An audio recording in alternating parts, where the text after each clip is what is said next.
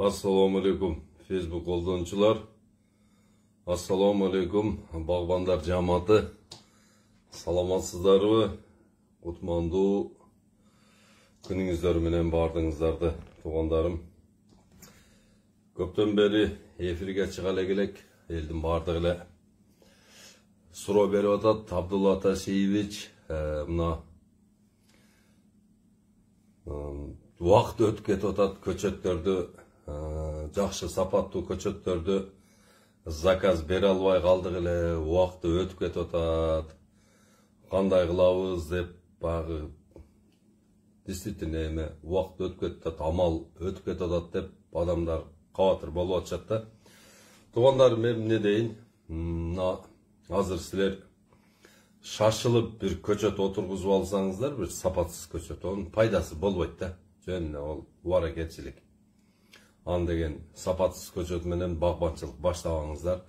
Бир аз сабыр кылып күтүп турсаңыздар, мына Кудай буйруса, мына күзүндөсү дагы сапаттуу көчөттөр келет. Эми бул көчөттөрдү алгандар алышты, уже бир эң эле кеминде бир 5-6 КАМАЗ жакшы сапаттуу көчөт кирди. Аны элдер алып отургузуп башташты. Себебен силер аларды ала албайсыздар, алар заказга келген көчөттөр болчу. Уже акчасын төлөп, 100 көчөт, 200 көчөт, 300, 400, 500 көчөт деп алып, ушу даярданып алышты да. Ошого тугандарым, азыр эми шашылып барып эле Өзбекстандын, же Кадамжайдын, же Ысык көлдүн, же Нарындын, же Таластын, же Чүйдүн, же Оштун, же Жалал Абад, Баткендин көчөтүн отургузбаңыздар, тугандар. Жөн эле убаракетчилик да. Полукарлик көчөт отургузгула 106 подвойдогу. Азыр анан кийин тугандар мына келип атат, Европадан келип атат дейт, бирок Европадан эмес, ал башка жактан келип аткан көчөттөр. Ошого дагы абайлаңыздар. Польшаныкы Польшанын өзүнөн келет.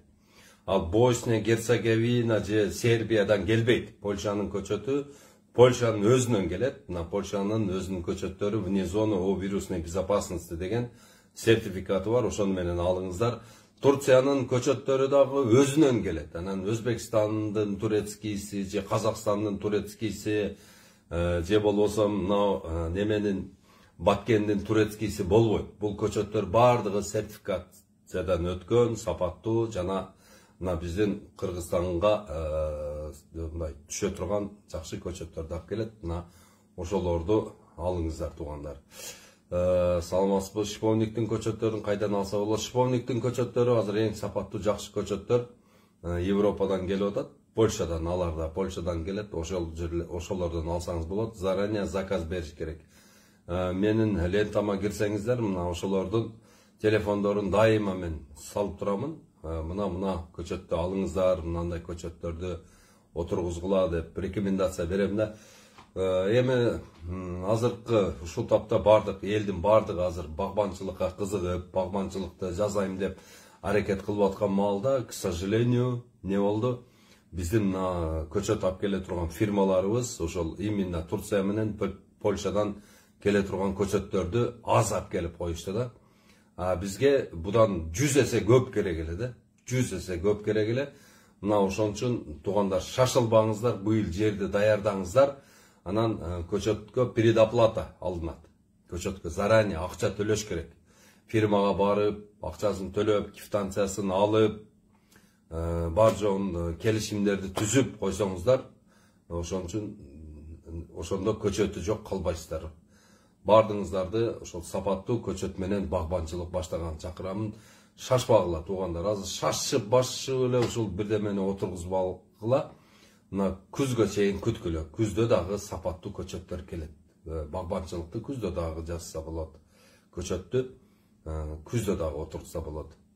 Максатбек Бердибеков эгерде көп ала турган болсоңуздар жеткизип берет. Ошол аксылыктар бардыгыңыздар биригип бир лига болуп, өзүңөр деле алып келсеңиздер болот. Ал сапаттуу көчөттү биз ойлойбуз да, бир эле ушул алып келип аткан фирмаларга гана сатат деген ой калышы мүмкүн. Тугандар, андай эмес. Көчөттөрдү бардык каалоочу адамдарга сатылат. Силер эгерде чогулуп туруп, өзүңөр акча топтоп туруп, мисалы үчүн бир 30 000 көчөткө өзүңөр акча жыйнай турган болсоңуздар, алардын баасы $4 эмес, $3 болот да, силер үчүн, өзүңөр үчүн. Ошондо 30 000 көчөттөн $30 000 эконом болот. Мына ошону ойлонуңуздар. Эгерде ким бирөө көчөткө барамын, ошондой мен көчөт алып келип сатамын, өзүмүн айылыма, өзүмүн районуму көчөт менен камсыз кылайын деген бизнесмендер болсо, кайрылыңыздар. Мен номерим 0550 20 0007. Мен ошол сапаттуу питомниктер менен силерди байланыштырып, мына ошол жерден силер эң сапаттуу, жакшы көчөттөрдү ала аласыздар, туугандар. Эми азыр бардыгы эле ойлонуп атат, мына эмне отургузсак болот деп. Туугандарым, нарын менен ысык көл, чаткал, алайку, алай, чоң алай силер карагат, морожка, брусника, крыжовник, голубика, черника, калина, клюква, ушуларды отургузгула. Булар силердин жериңерге аябай жакшы келет экен да. Алманы болсо ушу Жалал-Абадтан ташып жей бересиңер. Эртең жол ачылып калса, 1 саатта кирип барат Жалал-Абадтан нарынга. Канча болсо силер алманы ташып жей бересиңер, канча болсо. Силер болсо жерлериңерди карагат менен не малина, ежа малинага толтуруңуздар, туугандарым.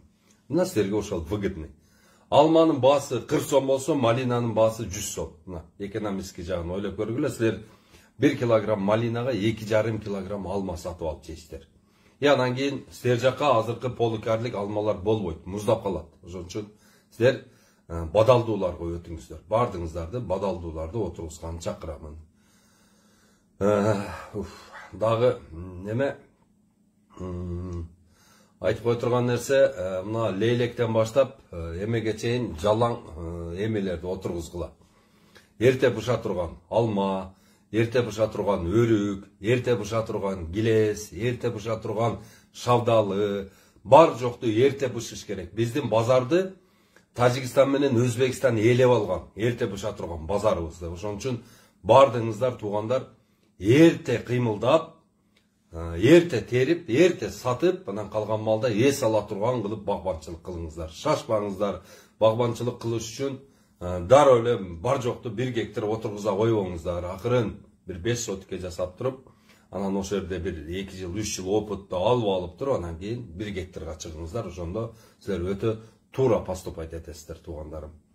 Анан дагы бир айтып кой турган нерсе, мына сугат маселеси боюнча, туугандар, азыр 0550 20 0007 номериме силер каерден, кайсы жерди казып, канча километр казып, канча тереңдикте казып, кайсы жерлерди бетондоп, кайсы жерлерге латоп койсо суу келет деген маселенин үстүндө азыр иштеп атабыз.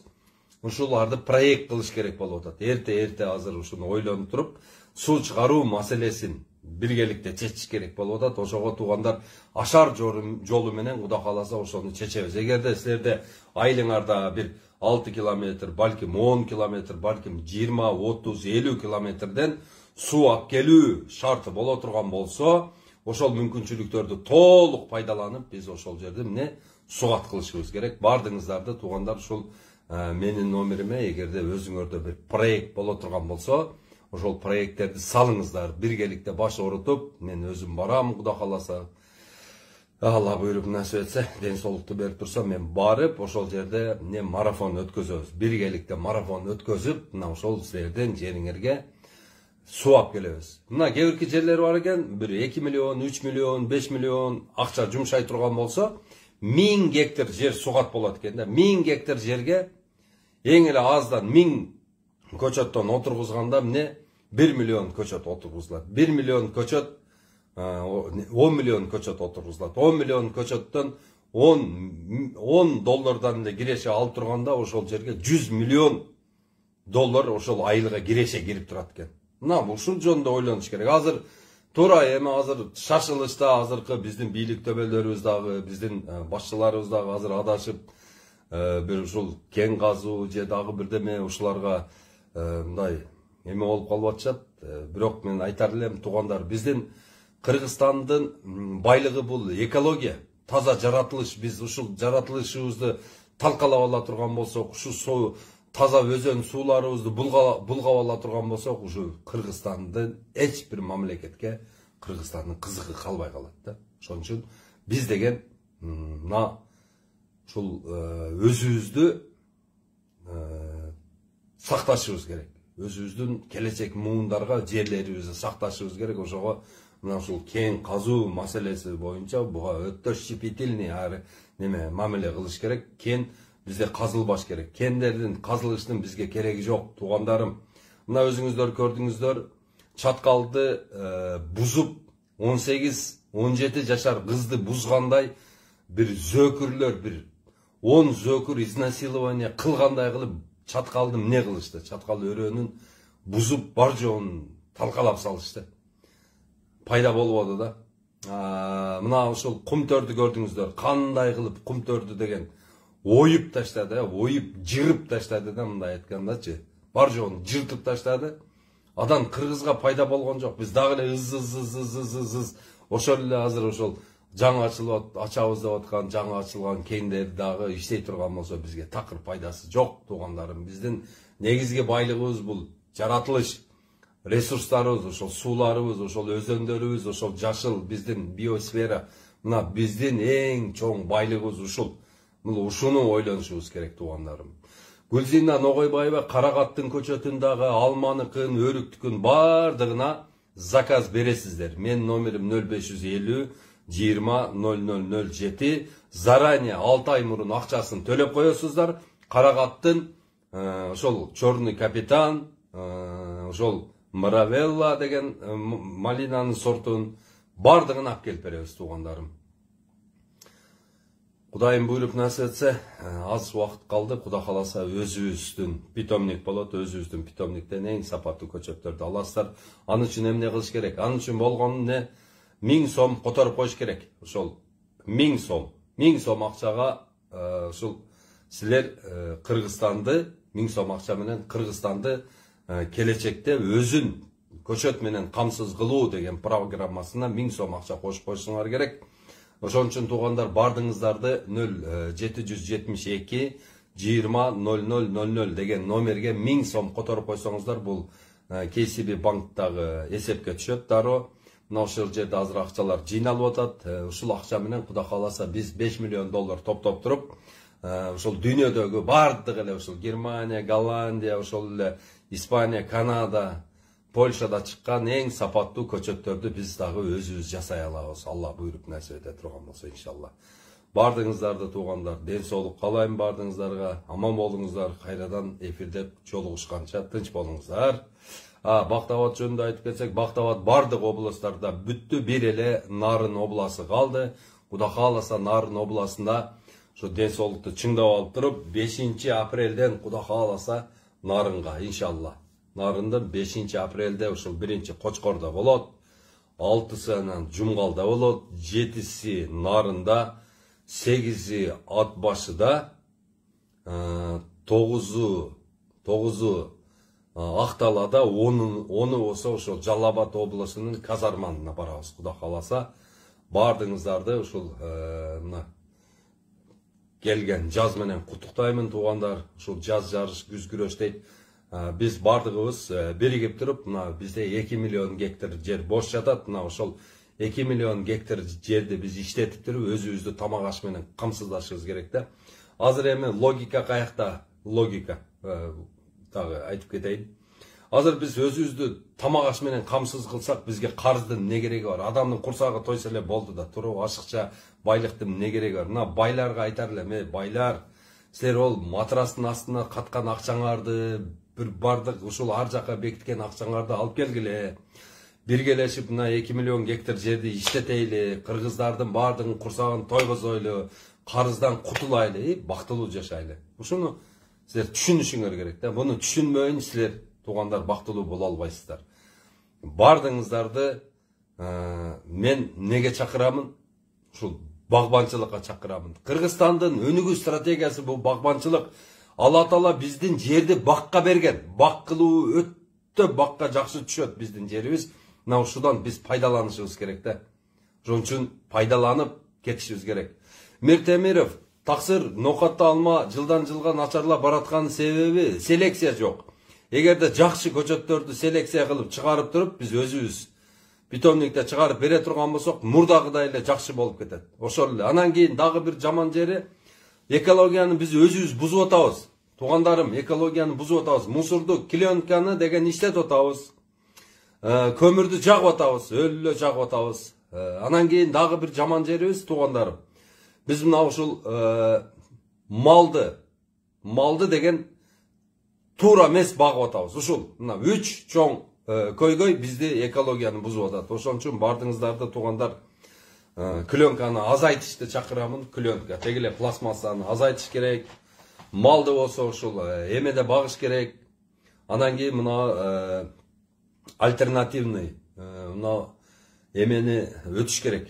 Эмеге баягы электрик немеге өтүп туруп, электр энергиясына өтүп туруп, мына көмүр жакканды токтотуш керек. Көмүрдүн бардыгын азыр эмне Россиядан жакшы оборудованияларды алып келип туруп, мына ушул бурый көмүрдөн сонун кылып туруп эме чыгарсак болот. Биоорганический жер семирткич чыгарсак болот. Өзүбүздүн бурый көмүрдөн мына ошолорду иштетишибиз керек. Акырындап ушунун бардыгы жакшы болот. Туугандарым, бардыңыздарды баг отургузууга дагы бир рет чакырамын. Кийинки эфирге чейин тынч аман болуңуздар. Ассаламу алейкум рахматуллахи ва баракатух. Эфирди бөлүшүп коесуздар, силерден суранычы, туугандарым. Эфирди бөлүшүп койсоңуздар киришет. Анан туугандар, өзүңөрдө кандайдыр бакта бир проблема болсо, тартынбай 0550 20 000-ге голосовой жөнөтүңүздөр. Баягындай неме мына кулак эки кулактан ооруп калыптыр баягындай. Күнүнө көп звонок болот да. Көбүнчө эле голосовой жөнөтүп койсоңуздар, мен голосовой жооп берип коем. Анан туугандар, сөлжан сатышты баштадык. Эгерде кимге сөлжан керек болсо, мына Нарын областына, Ысык көлгө, Чүйдө, Таласта, анан эмеде, Жалал-Абадта, Ошто, Баткен, Талас, бардык областтарга жөнөтүү бар. Мен азыр ушул сөлжандарды шаарга, Бишкекке дагы алып келип койгонмун. Бишкекте дагы багылып атат, Ошто дагы багылып атат. Эгерде силерге сөлжан багып, ошол биогумус чыгарып, өзүңөрдүн огородуңарга биогумус менен өндүрөм десеңиздер, таза, ошол органикалык тамак аш жейм десеңиздер, мына ушул сөлжан багууну баштасаңыздар болот. Эгерде сөлжан багышты үйрөнгүңүз келсе, 0550 20 0000 0550 20 0007 деген номерге сөлжан маалымат деп жазып койгула, мен силерге маалымат жөнөтөмүн. Анан кийин Telegram группанын дагы ссылкасын кошо салып жиберемин. Telegram группага дагы кошулуп аласыздар, туугандар. Ошол жерде Telegram группаларда багбанчылыкты үйрөтүп атабыз, сөлжан бакканды үйрөтүп атабыз, мал чарбаны үйрөтүп атабыз, гисар кой бакканды үйрөтүп атабыз, кара дыйканчылык. Анан кийин мына Россиядагы бир туугандар болсо, Россияда дагы азыр Россия фермерлери деп чоң группа ачканбыз. Ошол группага туугандар кирип атат. Россияда дагы жүргөн бир туугандарыма сөлжан багышты үйрөнүп атам. Бул стартап да, биринчи сөлжанды багасыздар. Ошол жерден акчаны жасап туруп, анан кийин уй аласыздар, анан кой аласыздар, анан жер сатып аласыздар, ферма кыласыздар. Бул стартапка ошол сөлжан багууну үйрөтүп атам. Сөлжан деген тез өнөмдүү болгондугу үчүн анан Россияда эме жакшы сурайт экен, биогумустун баасы 100 сом экен. Торфко караганда, сиз ошондой деп түшүндүргүлө орустарга. Торфко караганда биогумустун күчү 25 эсе артык. 50 килограмм перегной торф болобу, компост болобу, ошого караганда биздин 2 килограмм сөлжан неменин биогумус жер семирткичтин күчү көп, туугандар. Эфирди бөлүшүп койгула, туугандар. Бул эфир силерге аманат деп коелу. Бир бөлүшүп койгула, бардыгы көрсүн. Ассаламу алейкум ва рахматуллахи ва баракатух.